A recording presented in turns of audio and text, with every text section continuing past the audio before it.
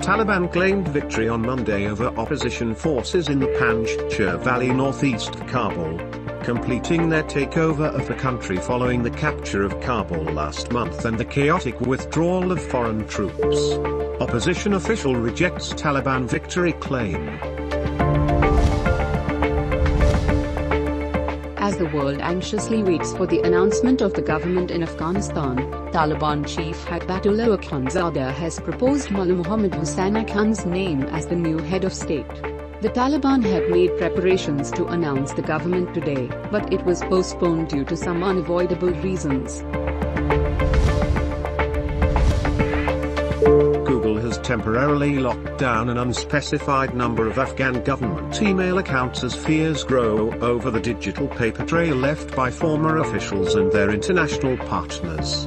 In the weeks since the Taliban's swift takeover of Afghanistan from a US-backed government, reports have highlighted how biometric and Afghan payroll databases might be exploited by the new rulers to hunt their enemies. 6 Palestinian freedom fighters managed to escape from the notorious Gilboa prison in the northern region of the Israel today. 5 of the escaped Palestinians belonged to Islamic Jihad movement while 6th prisoner was the commander of Al-Aqsa Brigade. In Indian illegally occupied Jammu and Kashmir, strict curfew continued for the 5th straight day. Today, to prevent a march towards Idja in Srinagar to offer prayers for martyrs of Kashmir. In Libya, the authorities released Saadi Gaddafi, a son of the former leader Muammar Gaddafi.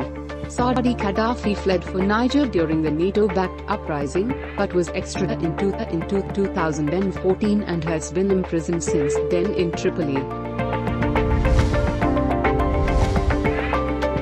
A former sniper in the US military killed 4 people, including a woman and her 3-month-old baby boy in her arms, before surrendering to police in Central Florida. Suspect identified as Brian Riley. His girlfriend told investigators that he suffered from post-traumatic stress disorder. Hurricane Ida's death toll continued to rise, with many in the U.S. Northeast holding out hope for people missing in the floodwaters, while nearly 600,000 customers in Louisiana still lacked power a week after the storm made landfall. New York had 17 confirmed deaths. In New Jersey, there were 27 confirmed storm deaths and 4 people still missing, said a spokesperson for Governor Phil Murphy.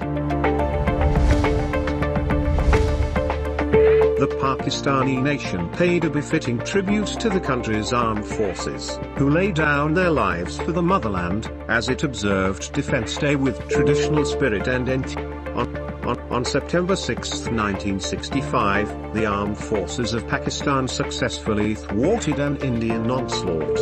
In the dead of night, Pakistan's armed forces and their heroics helped push back the enemy in a successful defense that saw the entire nation back its troops during the war.